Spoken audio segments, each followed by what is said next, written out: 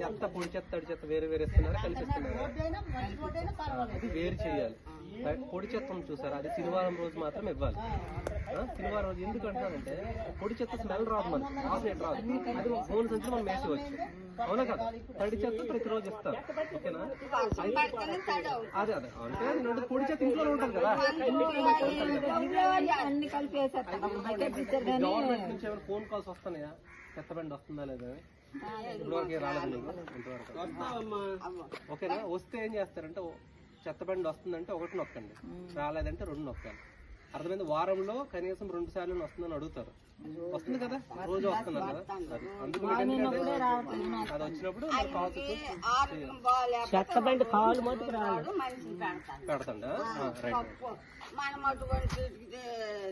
అదే విధంగా మనం సర్వే కూడా వస్తుంటాం, స్వామిత్వ సర్వే డౌట్ ఉన్నా సరే. ఇంకోటి ఏంటంటే ఇంటి పనులు కూడా కట్టాలి. ఇప్పుడు ఆన్లైన్ అయిపోయిందమ్మా, ఇంత ముందులాగా చేతిరాత లేదు. ఏదైనా ఆన్లైన్ ఇక్కడ నుంచి మీరు ఏదొచ్చినా మీరు కరెంట్ బిల్ ఎలా కడతారు? మీకు కరెంట్ బిల్ లేదు కాబట్టి కట్టట్లేదు మీరు, అవునా కదా? 200 యూనిట్లు